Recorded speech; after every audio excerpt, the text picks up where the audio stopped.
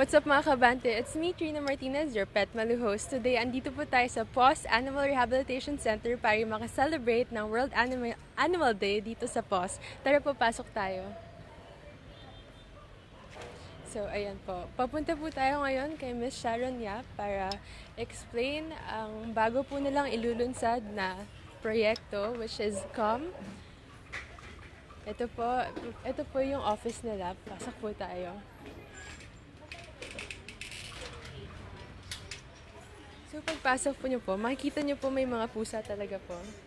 Mga kaibigan po lang nila yan dito.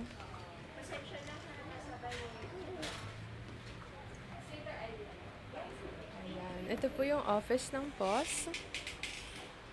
And makakasama po natin ngayon si Ma'am Sharon Yap. Hi, good morning. Hello po, Ma'am. So, Ma'am, what are we celebrating today po? And ano po yung inulunsad niyo na COM program? We are now celebrating World Animal Day. Hindi lang dito sa Pilipinas. So, all around the world, we have different countries celebrating the World Animal Day. And for PAWS, we are now launching our CALM project. So, yung CALM project, yung objective niya is to actually make yung mga shy at saka traumatized dogs and cats that we have rescued adoptable. Kasi usually since na-rescue namin sila from cruelty and neglect, yung most of them, it's either takot or aggressive yung front nila. So, tumatagal sila sa quarantine and hindi sila pwedeng ilabas precisely because of our quarantine protocol. So, para ma-start agad yung rehabilitation nila even if they're still undergoing medical procedures, yung mga volunteers namin would be reading to them para at least ma-establish yung human connection nila and they would learn to trust people again. So, ma'am, when exactly are you launching COM po? We're launching it today in celebration also of World Animal Day, and it's not yet open to the public, but we're thinking of how we can incorporate it in our other programs para people who also want to volunteer even for a day can actually help us in calming this dogs. So po, pero po you're launching it to the public soon na din? Yes, Okay. very, very soon. Okay. So ma'am, earlier po you told us po na meron din po kayong other programs such as LEAD po. Ano naman po yun? LEAD was launched last year also. It is the parang baby ng Dr. Dog or therapy dog programs namin.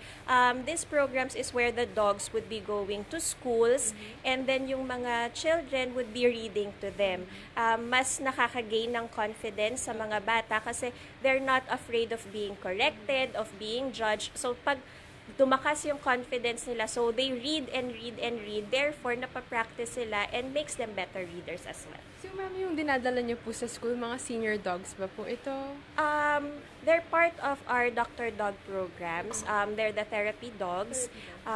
So usually kasi what the Dr. Dogs do is pupunta sila sa mga hospitals, sa mga cancer ward patients, psychiatric ward patients, and medyo tumaas yung demands for them.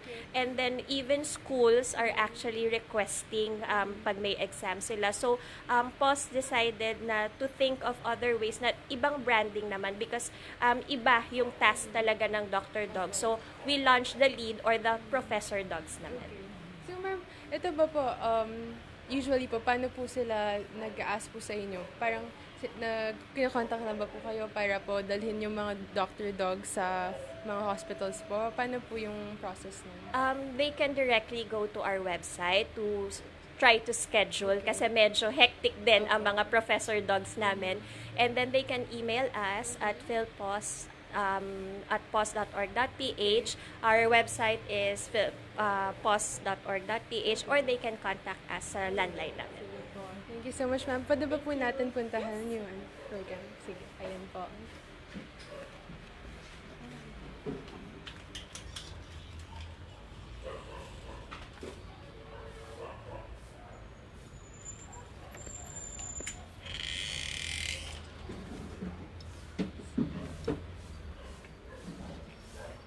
So, Visit muna natin yung Apo. quarantine. Ayan po. Papunta po tayo sa quarantine ngayon. Ito po yung mga feral cats na andito. Madami-dami din po sila. So, ayan. Andito po yung mga quarantine cats. So, ito yung mga quarantine cats. Kadalasan, same with the quarantine dogs, nagtatagal din sila dito sa area. We're thinking kung paano naman i-incorporate dito yung reading kasi hindi lang naman yung dogs ang kailangan pakalmahin. We also need the cats. But since quarantine nga siya, so ide-devise pa natin or i-improve pa natin yung facility or yung area para ma-accommodate yung calm project din with them. Yung sa mga quarantine dogs and cats po, usually po gaano po sila katagal dito? Ideally, dapat 2 to 3 months lang. But depende kasi kung paano sila na-rescue. Kung medyo malala yung sakit nila and they need more medical attention, sometimes yung iba sa kanila tumatagal as far as 6 months. So kaya kailangan talagang mabigyan din sila ng attention. Kasi most of our volunteers, ang nakikita are yung adoptable shelter dogs na and cats. So, we have to give them also a chance na kahit nasa quarantine area pa, mas start na yung rehabilitation nila. Para mas mapabilis po. Yes. So, ngayon po papunta na po tayo sa quarantine area ng dogs po. Ayan, guys. So, kadalasan pag may bagong pasok, medyo mag-iingay sila ulit. Opo. But usually, within 2 to 5 minutes na still lang kayo, kumakalma rin naman sila. So, yun po makita nyo ang ibang areas ng PAWS Animal Rehabilitation Center. Ayan, malapit na po tayo.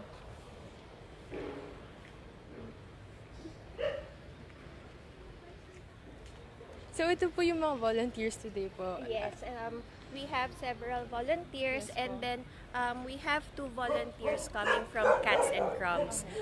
Cats and Crumbs is the only pet cafe that features adoptable shelter animals. So all the cats that you see and play with at the Cats and Crumbs Cafe in Marikina are from PAWS and they're up for adoption. So, ano po, are you parang in partnership po yung PAWS with Cats and Cats? Yes, we're in partnership. So, complete lahat ng documents nila from Bureau of Animal Industries and then all the cats. They've actually helped us to have around 10 cats adopted out already for the 2 years that they started the business. So, you So, can ayan po. enter. Paglabas nila lang, please make sure to spray under your shoes since Sige po. quarantine area. So, ayan po. Papasok po tayo dito sa quarantine area. Nakikita po natin na nagbabasa po sila sa mga aso.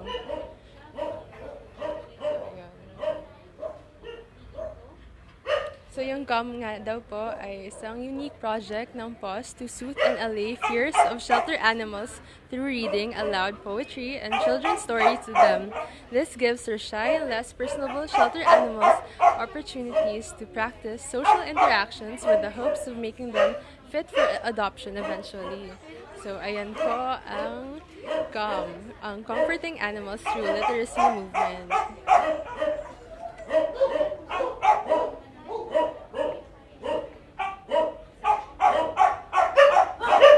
Dito po yung mga iba-ibang volunteers na nakisaya today dito sa PAWS.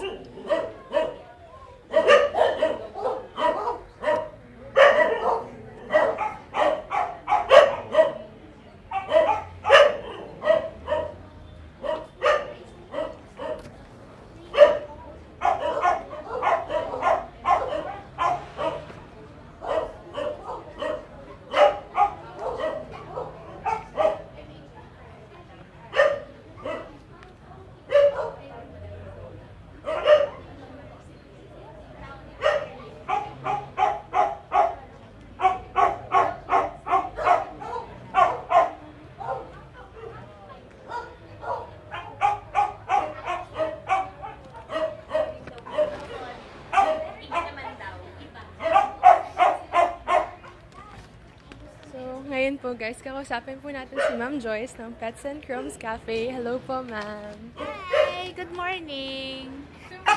So, ma'am, ayun, kulit mo na. So, ma'am, how are you enjoying this program naman? I'm enjoying it a lot. So, it's a different kind of bonding experience kasi with the dogs. So, ma'am, sabi po sa amin na you have a cafe po. Pet, Pets and Crumbs po. Pets and Crumbs po. Ano po yung meron po ano po yung na-offer sa Okay, so we're a cat cafe in Marikina. So we're the proud partner cat cafe of PAWS. So when you come visit us, you can play with 10 cats from the shelter. So we foster them and then all of them are also up for adoption. So you can actually play with them, get to know them, and if you find any cat to fit your match, you can actually apply for their adoption right there at the cafe. Yeah. So, ma'am, kailan po kayo nagsimula ang Pets and Crumbs? So the cafe we opened actually last June 2017 pa. Okay. Yes. And then we've had actually 18 successful adoptions na to date. Yes. And hopefully more pa. Saan po siya nakalocate po? So we're at the second floor of Terraza Face, CMB Circle Mall in Marikina Heights. Yeah. So po, ano po yun, like every time po nawawalan po kayo ng cats, like when they get adopted po, nanghingi po ulit kayo po dito sa PAWS or ano po, paano po yung process nun? Yeah, so we're partnered with them. So every time a cat gets adopted, we get another shelter cat to replace. So we maintain 10 cats at a time at the cafe. So that helps kasi free up space here at the shelter para maka-rescue sila ng more cats. So ma'am, gusto niyo ba po invite yung viewers po na mag-visit po? Sure. Hi, please come visit Cats and Crumbs. Again, we're at the second floor of Terraza Face of CNB Circle Mall in Marikina Heights. So we're open naman daily, every day at 11 a.m. And then when you get there, you can have a great time with the cats of PAWS. And also, we serve a little light snack. So there's pasta, sandwich, and coffee for everybody. Alright, thank you so much po, Ma'am Joyce. Please enjoy lang po yung ginagawa niyo. So, ayan po. So,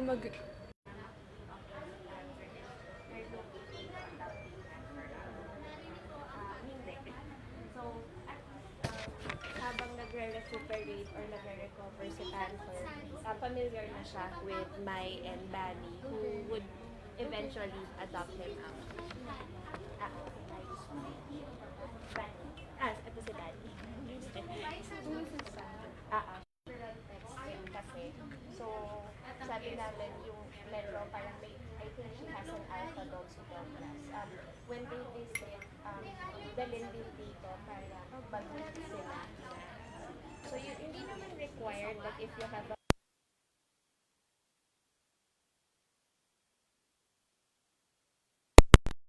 when you bring home your pet, na at least magkakilala na sila. Oo, pero they have to wait. May iba kasi na, yun, yung normal procedure. So, eto kasi si Panther, hindi natin alam kung gaano katagal siya. So, but sila tayo are actually willing to wait for Panther. So, kaya yan, sinasaganan. Ayun yung sinisimulan. Saganan si Panther. Kasi maraming Nagbasa ka kayo?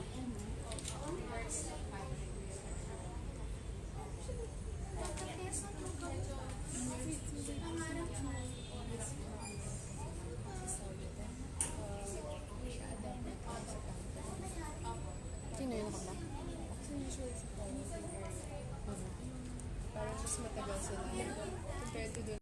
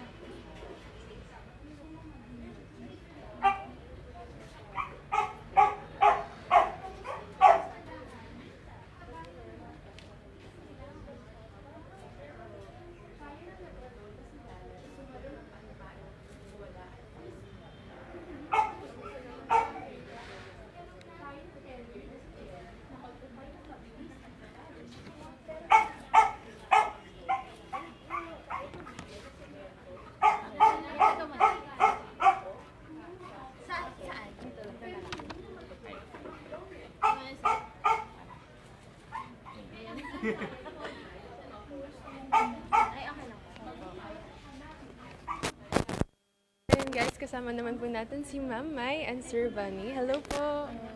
So, sabi po sa amin na si Panther po, gusto niyo na pong i-adopt.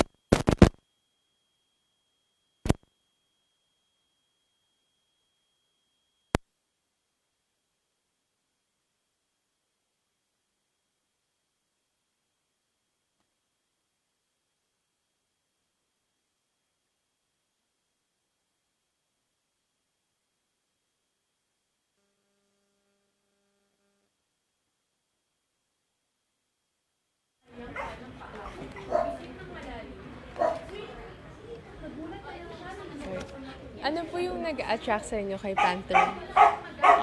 Well, first of all, gusto namin mag-adopt kasi recently nag-pass away yung isang aso namin na rescue dog din. And then we have another dog na mas maganda kung may kasama siya. So, we've always wanted to get another dog after our previous dog passed away. And naisip namin na mas maganda na kumuha dito from PAWS kasi hindi lang si Panther but all these dogs came from really neglected backgrounds. Kunwari si Panther, he was rescued kasi parang sinagasaan siya before, parang hit and run. Tapos sabi nga nung rescuers na parang kakatayin na siya kung hindi siya kinuha nila. So yun, na-touch kami sa story ni Panther and parang meron daw stigma dito sa Philippines na bad luck yung black dogs. So ayun, parang mahirap siya i-adapt ng ibang tao. So na-feel namin na kami na lang mag-adapt sa kanya. So, sabi po nila meron daw po kayong dalawa pang dogs po. Tama ba Isa po? na lang. Isa na lang. So, alpha dog daw po yun? Can you say that Douglas is an alpha dog? He will be. Yeah, he'll be older brother of Panther if ever. So, kamusta naman po ngayon yung reading program? Are you enjoying it po? So far, yes. Kasi feeling ko nakakatulong sa kanya now that we're planning on adopting him. Feeling ko makakatulong sa kanya because he gets familiarized with my voice and I feel like that's good. And nung binabasahan ko siya, whether it may be Tagalog or like a simple book, feeling ko parang maano yung boses ko sa kanya and feeling ko it really helps the dogs calm down, especially here sa quarantine area kasi wala silang other activities other than Be inside the cage po. Yes, oo. They don't get to walk around because yung mga conditions nila, unlike yung mga dogs dun sa dog run 1 and 2. Ayun. So, I think it's really a good idea for PAWS to do this program.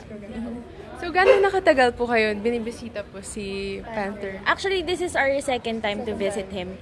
Kasi a few days ago was when we went here to check for dogs to adopt. Kaya lang, akala namin nung una, it would be an easy process. Like, a few minutes lang, makakahanap na kami ng dog. Hindi pala siya ganun kadali because there's a lot of things to consider na we have to consider our dog and we also have 11 cats at home. All of them are rescued din. So, ayun, ang daming kailangan i-consider pala. So, ang daming choices. Parang ang hirap din kasi na you're in a shelter, picking just one. Sobrang hirap pala. But it all went down to Panther. Yes. Saka nga po, usually kasi diba po dun lang po yung pumipili ng mga dogs. Yes. Pero dito po kayo sa quarantine talaga nakapili. Ba't nga ba? I don't know. Parang siguro we asked na kung pwedeng makita lahat ng dogs. Kasi dito daw sa quarantine, parang kailangan mo pa silang hintayin para sa recovery nila. Yes, oo. But we're willing to wait for Panther. Alright. So, may gusto ba po kayo sabihin sa mga viewers po na gusto rin po mag-adopt? Ikaw. I think if you're ever considering a pet in the future, I feel like ask yourself first if you're responsible enough because it's a lifetime responsibility. And this is the reason why the dogs are here kasi neglected sila. And nakakalungkot man isipin kasi for sure meron to mga previous owners. So ayun lang, parang we just have to ask ourselves first if we're willing to be like a full-time pet parent kasi hindi talaga siya madali. But if you guys are willing and ready, to adopt, please consider adopting from PAWS and other shelters in Manila. Kasi makakatulong din sila. If we adopt a dog from them, they get to help more dogs in the future. Very well said po, ma'am. Ikaw po, sir, meron pa po? I think she pretty much covered everything. So, yeah, same thing. Please consider adopting these dogs that need so much love from as many people as needed. Thank you so much po, Ma'am May and Sir Benny. Ayan, guys.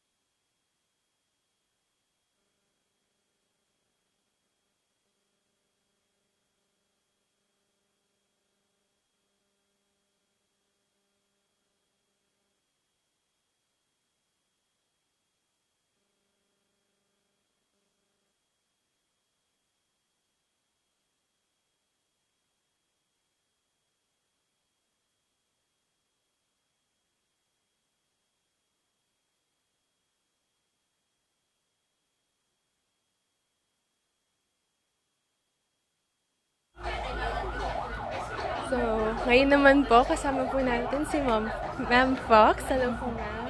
Hello po. So, ma'am, every year daw po kayo dito, every birthday po, pumunta po kayo dito. Bakit po?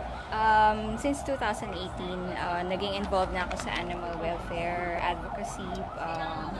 Yung first few years, I would visit PAWS, but yung mga succeeding years, not necessarily sa PAWS, pero at least anything related to animal welfare. Yan. Oh, bakit po, ma'am, na naisipan niyo po yung ganito? And ano po yung nag-drive sa inyo para palagi pong gawin to? Well, it started with a pet dog a long time ago. As a kid, and parang nahiwalay sa akin yung pet dog because we had to give up the dog because merong bagong panganak yung kapatid ko na dumating. So from there, parang may, I don't know what you call it, pet heartbreak.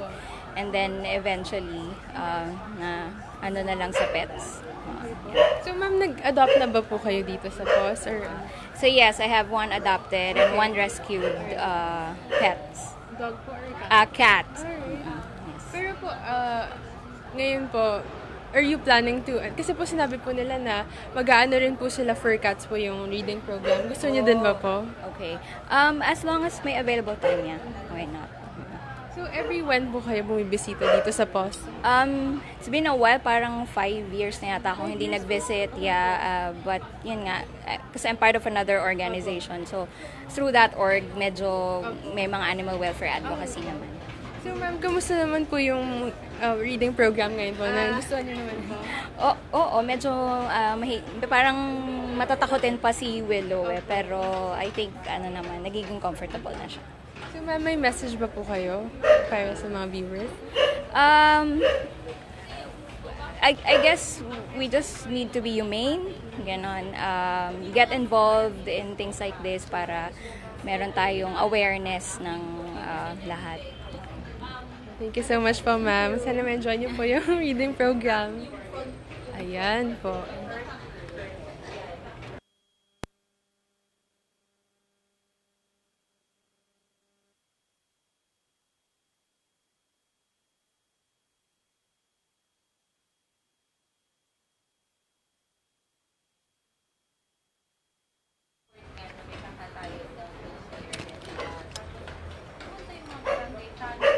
So, ayun guys, they are launching this soon pero hindi pa po siya open sa public. Kung gusto nyo pong mag-adopt, pwede nyo pong i-contact ang PAWS and ang website nila. Pwede po kayong bumasita dito sa Katipunan. Ang only branch po nila, ang PAWS Animal Rehabilitation Center. So, ayun po, that's all for this episode po mga kabante. See you po next week.